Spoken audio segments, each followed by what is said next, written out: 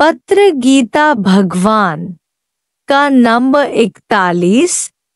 अर्जुन के रथ को अश्वत्थामा ने तीर लगाया, अग्निशस्त्र, रथ जल गया तो भी श्री कृष्ण रथ पर बैठा था, इसलिए रथ का जलना दिखाई नहीं पड़ा।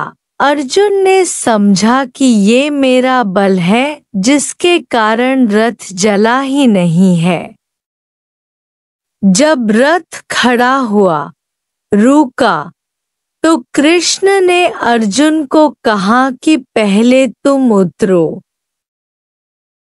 अर्जुन ने कहा कि पहले तुम उतरते हो, आज मुझे क्यों कह रहे हो उतरने के लिए? कृष्ण ने कहा इसमें कोई राज है।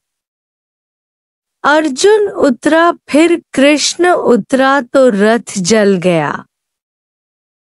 अर्जुन का अहंकार चूर चूर हो गया। मतलब तब तक इस शरीर और मन रूपी रथ के ऊपर गुरु का लगाम है, तब तक हम हर तरह के खतरे से बचे हुए हैं। गुरु को मन में से थोड़ा सा भी निकाला तो हम जलकर खाक हो जाएंगे। हमारी जीवन गुरु प्रेम के आधार पर है। विश्वासी ही कायम है।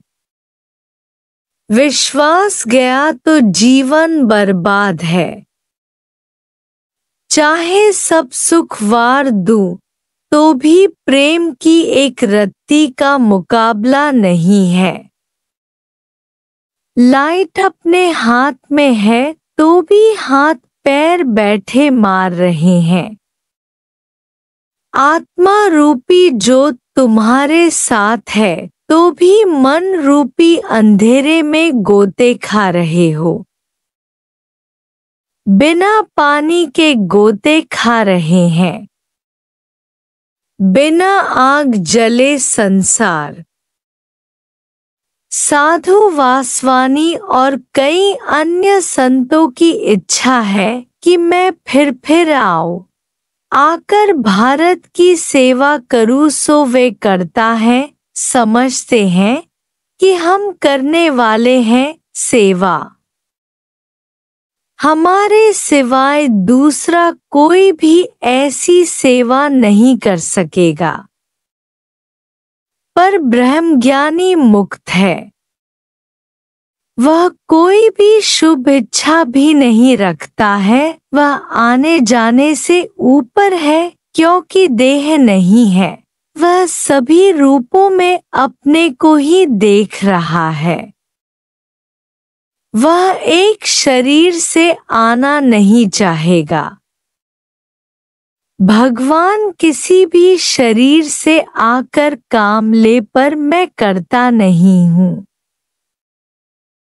कोई पूछता है कि है ही गुरु की कृपा, अपनी कृपा है ही नहीं। हम पर केवल गुरु की कृपा हुई है, हमने तो अपने ऊपर कृपा की ही नहीं है। Someone have greatness thrust upon them। तुम किस प्रकार के हो? एक तो पैदा होते ही मुक्त है, दूसरे यहाँ पुरुषार्थ से हासिल करते हैं, तीसरे पर खुद आकर ज्ञान थोपता है, मरता है। जबरदस्ती बुला बुलाकर उनके पास जाकर उनके न चाहने पर, इच्छा न होते हुए भी गालियां देते हुए गुरु न छोड़ता नहीं है, क्योंकि वे लहरें लेनदार हैं। लाना जी करके देना, ये लास्ट वाले योग भ्रष्ट हैं, जिन पर गुरु की कृपा आकर करता है। होंगे तीनों ही मुक्त, मुक्ति तीनों को मिलेगी। गुरु किस पर कृपा करे, किस पर ना करे। जो अपने ऊपर कृपा करता है उस पर गुरु की कृपा पहुंचती है। विश्वास वाले पर गुरु की कृपा हुई पड़ी है। नहीं तो 10 साल के बाद भी विश्वास यदि पूरा नहीं है तो वे भाग जाएंगे। गुरु उन्हें क्या कर सकेगा? अहंकार जहां भी आ जाता है वहां गुरु भी हार जाता है। गुरु की कृपा भी अहंकारी के आगे काम नहीं करती है। भगवान पहले देवताओं की जीत कराकर दैत्यों की हार करवाता है, बाद में फिर देवताओं की परीक्षा भी लेता है कि कहीं इन्हें जीत का अहंकार न हो गया हो। देवताओं के आगे तिनका रखेगा कि 2 टुकड़े करके दिखाओ तो देवता हारेंगे, तभी अहंकार जाएगा कि मैं कुछ कर नहीं सकता हूँ, तो फिर ज्ञान कहाँ दे सकता हूँ। डॉक्टर कहते हैं कि क्रोध मत करो, पर क्रोध तो आता है। दुनिया के गुरु भी कहते हैं कि विकार छोड़ो, पर विकार छोड़ने के हैं ही नहीं। जब तक तुम देह हो तो विकार नहीं जाएंगे। विकार सहित देह भुलाओ कि मैं निर्विकारी हूँ आत्मा। मुझ में विकार नहीं है, तभी विकारों से पिंड छूटेगा। सन्यासी हठ योगी सब बीमार हैं, क्योंकि इच्छाएं दबाते हैं। यहाँ हमारे पास सन्यास नहीं है, नहीं जबरदस्ती कुछ भी रोकना है, पर आत्मा समझने से इंद्रियां रुक जाती हैं। यहाँ भी जो ख्याल उमंग रोकेंगे और गुरु से ख्याल छिपाएंगे, गुरु को दूसरा और अपने को दूसरा समझकर छोटे बड़े के भाव से दूर रहेंगे, मिलकर एक नहीं होंगे तो उन्हें बीमारियां होती हैं। आज भी यदि अपने ऊपर कृपा करे तो अभी ही बदल जाएं। गुरु तो उदार चित्त होकर पहले ही दिन सच बताता है कि जो तू है सो मैं हूँ। फिर कोई आज ही तू निश्चय करता है, कोई 100 बरस के बाद निश्चय करता है। यह उसका पुरुषार्थ है। अपने को दासी पुत्र समझे या सूर्य पुत्र समझे। दासी पुत्र समझने से हिम्मत नहीं आएगी, शरीर समझने से कमजोरी खरीद करेंगे। पर अभी ही समझो कि मैं सूर्य पुत्र भगवान हूँ तो शक्ति आ जाएगी। छिपी हुई शक्ति प्रकट हो जाएगी।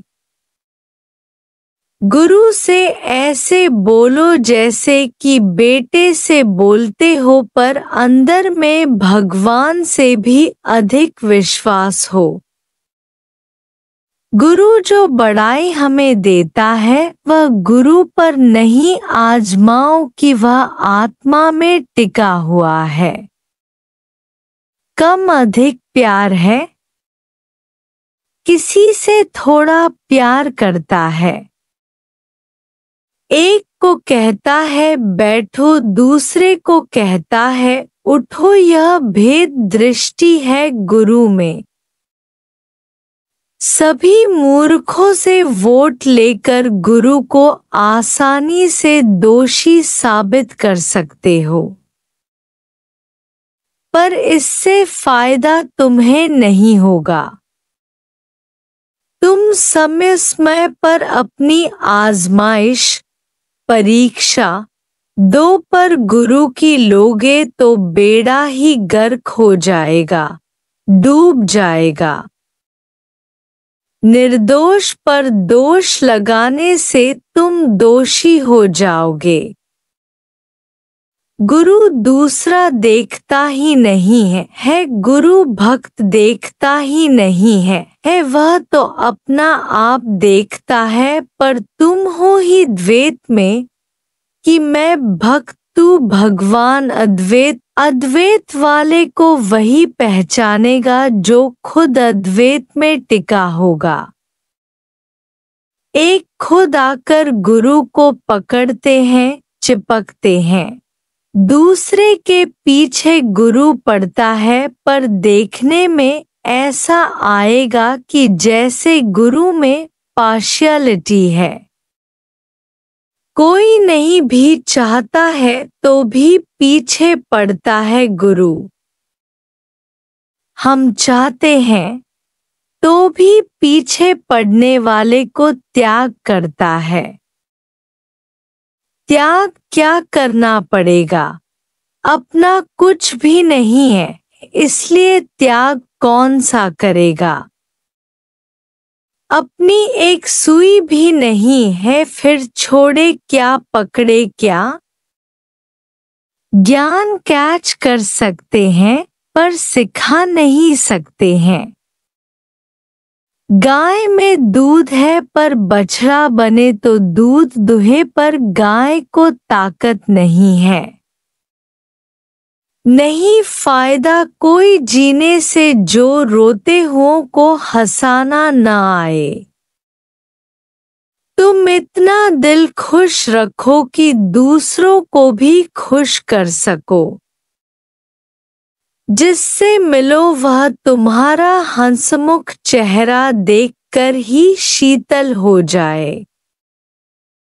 वह दुगुना भाग्यशाली है जिसकी माँ मरती है, तिगुना भाग्यशाली है वो जिसकी स्त्री भाग जाए। बेटा मरे तो घोड़ा इनाम में दे दो। तुम्हारी कौन सी स्थिति है? पति बेटा मिले तो खुशी होती है।